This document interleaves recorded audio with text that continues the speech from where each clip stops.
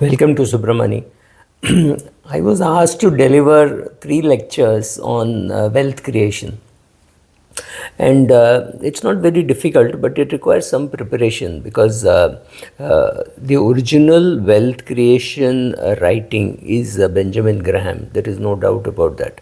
After that, whether it is Buffett or even Charlie Munger or Seth Klarman, uh, all those people have expanded on that, propounded further on that. But then there are people like Neville Ravikant who have spoken differently about wealth creation, right? Slightly differently from what uh, Graham would have done. So here are some what I would call core principles of wealth creation.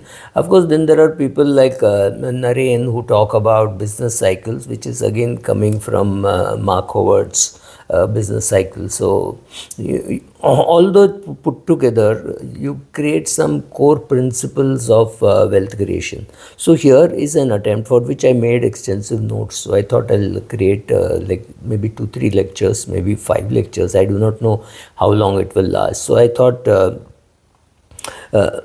So in this market, especially when the market is I would think high and expensive, especially if you're sitting in New York or London and you're looking at India, do you even have to look at India? There are much cheaper markets available. So when you're in India, in a boom, I think we are booming. Forget what Trump tariffs and all that. The impact at best is marginal because for us trade with US is good, big, especially services, pharma, etc., even electronics, which I realized recently. But it's not something to break your head. And let's face it, in a 60, 70 year investing horizon, 2 years of Trump is just a blip, right? So it will come, Trump will come, Trump will go. Somebody else might come who might be worse than Trump, might be better than Trump. You never know. All these things will happen, but I'm not getting into too much into the current affairs. To me, macro is a waste of time. But one thing in the market, when the market is high, one very important thing which I think even Seth Klarman talks about, even in his book, is the margin of safety. Always buy assets at a significant discount to their intrinsic value, so that you're providing yourself a cushion against errors, market volatility, or some other unforeseen events. Let us take a company like Indigo. Is it a good company? Yes. Is it well managed? Yes. Is it in a growing field? Yes. Is it increasing its capacity? It's increasing its market share. Market share may be difficult, but the number of flights, number of locations. When you increase to locations where others are not going, suppose there is a place K that you want to go from Mumbai, and only Indigo has a direct flight. All others have a stopover flight. You automatically gain market share. So are all these things happening? Maybe yes, all these things are happening. But the problem is in the valuation. It's the most valuable or the most expensive stock in the airline industry in the world. Does it deserve that tag? Will it be able to deliver earnings? That is the question. So therefore you come to something called a margin of safety. Is there a margin of safety in that share? I don't know. So in your enthusiasm for buying the share, you get carried away. So to avoid that, you build yourself a margin of safety, which is just a buffer. The buffer will ensure that even if things go wrong, the losses are limited. Saying, okay, then suddenly people will say it was fairly obvious, it was overpriced, 6,000 rupees is too much for an airline. Ultimately, what did Buffett say? They'll tell you all that in retrospect, but I'm telling you today, you have to be careful today in the Indian market, simply because I think valuations are high. I'm not saying it can't go higher, but I think valuations are high, so your margin of safety, it is achieved when securities are purchased at prices sufficiently below underlying value to allow for human error, bad luck, or extreme volatility in a complex, unpredictable, and rapidly changing world. I like this definition. In practice, it means conducting a thorough quantitative check like PE ratios, PEG, and things like that. Now, of course, you are looking at cash flow, free cash flow, qualitative analysis like quality of management, right? You're looking at all those things, but yeah, margin of safety is very important in a market which is which is high for any share. I mean, HUL came up with very good results, but still buying it with a margin of safety makes more sense than just blindly buying. Oh, India will grow, more people will use toothpaste and shampoo. This is too generic. And this theory will always be true. It was true in 1905, it was true in 2005, it will be true in 3005. Whatever you do, these things will be true. But you have to build in your margin of safety. Second, as an investor, I've always said this, risk and return are either side of the coin. The more and more you concentrate on risk, better that the returns will chase you. The more and more you concentrate on returns, the more chance that risk will come and sit in your portfolio. So concentrate or focus on risk management. Wealth is built by avoiding permanent losses. So when you are given an opportunity to invest, ask what is my downside, how much can I lose, how long can this stay illiquid, right? Those are the questions to ask rather than how much returns will I get. So typically you go to a non-investing person, like say a doctor who's an HNI, he has a lot of money, but the only question he ends up asking is how much return will I get in this. So the questions have to be changed to saying what could go wrong. Could I go wrong by 30%? If I go wrong by 30%, will I come out? And this 30% is very easy to understand. When you're investing 10 lakhs, it is 30% is 3 lakhs. But when your investment portfolio is 10 crores, then this 3 crores is difficult to understand. Can you really afford to lose 3 crores? Right? That's a question to ask. So how much can I make is the obvious answer. The correct answer is what is the downside? How long will I stay there? Will it come back ever? Will the permanent loss be equal to 100% of the amount that is invested? That risk decreases when actually when prices fall and the market is down. That is the time when risk is reduced. When the market is high and everybody is buying, and you find that the most valuable airline is in India, most valuable FMCG company is very closely in India, right? When these kind of things happen, FMCG was just a joke, I'm just saying. When these kind of things happen, and when you say Indian company market cap is very close to the parent company's market cap, and the parent company's market cap includes the Indian company's market cap, how does this happen? Because the PE in India is much higher than PE abroad. So you take even asset management companies compared to the US, which is thought to be a mature market, we are terribly overvalued. I'm not even saying whether it's a good time to be buying or selling. So be careful about focusing on risk rather than return. So diversifying thoroughly across sectors and asset classes, equities, bonds, REITs, real estate, commodity, whatever. But concentrate on the best ideas to let winners compound. Your gold is not going to be a great compounding story. It's going to be more a defensive story, which means it can spend a lot of time delivering zero returns. So you have to concentrate on those parts of your equity which will give you growth.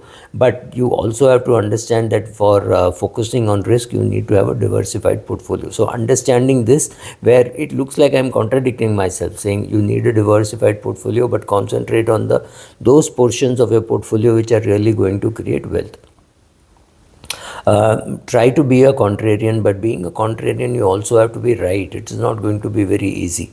So seek opportunities when others are selling due to fear, urgency, or typical institutional pressures. Understand that a mutual fund manager has an institutional pressure that he can declare a dividend only out of booked profits, not out of profits which are there in the NAV but not booked. So he has to book profits. You don't have to. As an individual, you don't have to, whereas a fund manager has to. So fund managers' limitations could be there, but this could be, there could be a time when buying contrarian ideas or buying distress could be a good thing to do, but that is very difficult to do in the market which is swollen, right? So 2025 July Indian market is not a market where you're going to look back in 2028 and say, I wish I had invested in July 2025.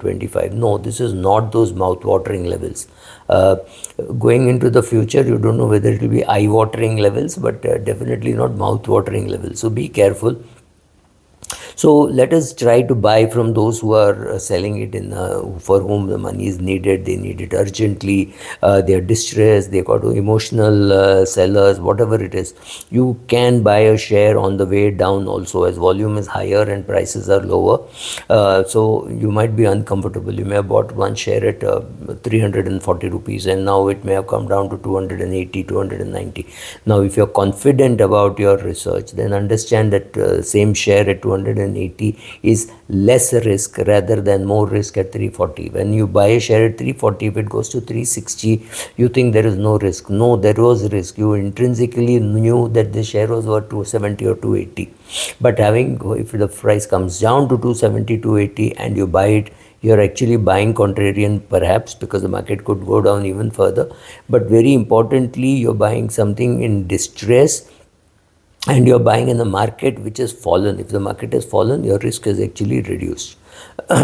Exercise patience and hold cash when needed. Look, this exercising patience is not very easy. I mean, I'm sitting on some cash, but nowhere near as a percentage, nowhere near what some of our fund managers are sitting. Can I be sitting on 20% cash in my portfolio saying I'm looking for opportunities? I will find it very difficult. Yes, if I need that money tactically after some time, something to be done, I can't even give examples, but in your portfolio, if it's your daughter's MBBS fees to be paid or something like that, then though that kind of opportunity for keeping cash for that is very different. Keeping cash which you're willing to invest, but you're not investing because of prices or because of not finding opportunities, is very difficult for retail investors like you and me, because we all suffer that emotional scar when we lose money, right? Read books on behavioral finance, not with a view to mastering behavioral finance, but when you're making those mistakes, you can hold yourself back.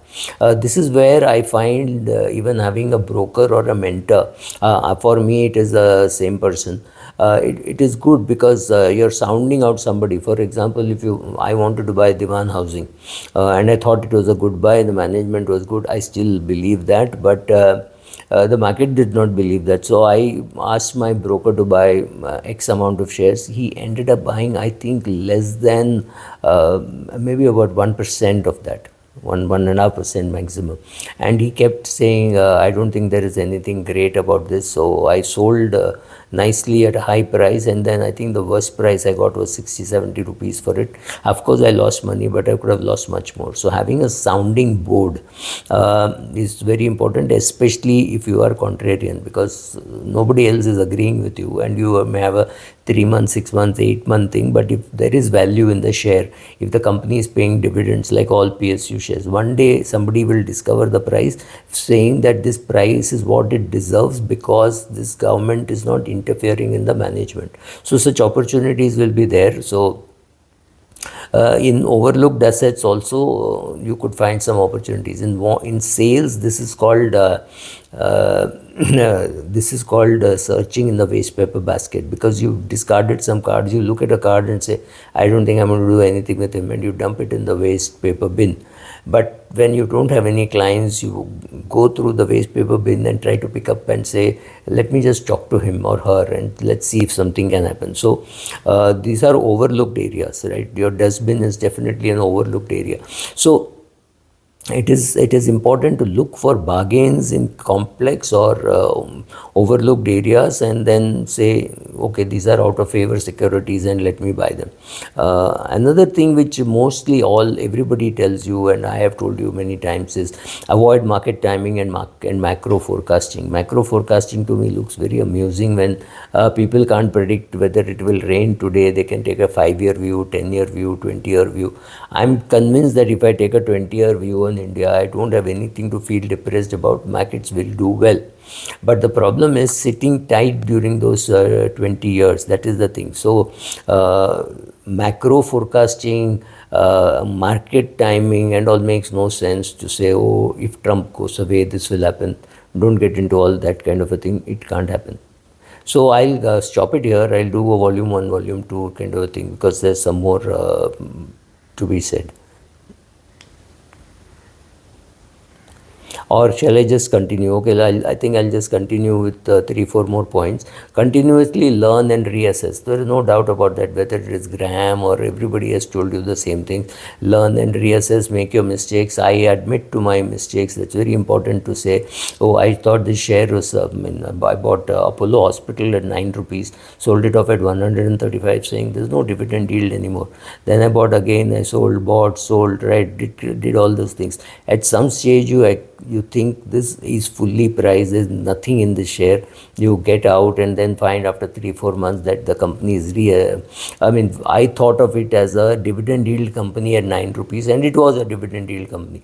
But when you buy at 9 rupees and it becomes 135, 140 rupees, you realize it's no longer a dividend yield. But then this company, Apollo Hospital, which I'm talking about, Apollo Hospital, could keep on redefining. It grew, there was no competition. So all those things put together, exactly what works for Indigo today work for Apollo. And Apollo share went from 9 rupees to 3,000-4,000 rupees, whatever it is today, right? So continuously learn, reassess, find out whether you're missing opportunities, redo. If I bought Indigo at 800 rupees, let's say I bought 50 shares of Indigo at 800 rupees, or maybe 200 shares of Indigo at 800 rupees.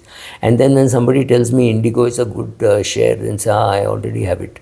You have only 200 shares. There's nothing which stops you from buying more. So in Apollo Hospital, I could have bought more. I didn't. I froze because I'd seen the price at 9 rupees. Then at 90, it looked expensive. So obviously at 4,000 or 3,000, it's going to look expensive. But when you continuously learn and reassess, for that you also have to read financial history. Dive deep into what is happening, because even the ratios mentioned by Benjamin Graham don't work today, but the principles surely work. Then also have a sell discipline. This is not something which everybody says, but I think some sell discipline, saying, okay, I've got 30,000 shares of this company, let me sell in multiples of 100 at least, if not in terms of thousands. So you have to book some profit at some stage, not because the company is bad or anything like that, but you have had too much of that company. So now you need to purge and reduce your stake, right? So the real, I have done videos saying the real secret to smart investing is there is no secret to smart investing. Anybody can. So you can, I can, all of us can just go read up Mark Howard's, Narain, Seth Klarman, obviously the guru himself, Benjamin Graham, see what people like Buffett have done, and read some of the Buffett autobiographies, which are not official autobiographies, but his autobiographies. Read all that and you will come to many such conclusions. So, but you need to make notes. So I'll just summarize by saying investing is a marathon of disciplined, contrarian decisions rather than quick wins. Quick wins are not going to happen. So if you can do all this and get good returns, like I think Seth Klarman has got 20% CAGR. And even if you had not listened to Buffett and put money in an index fund, and you had put money in Berkshire Hathaway, you would have made more money. So knowing where to put and all is not very easy, but some of these principles, if you follow, you will benefit. Thank you.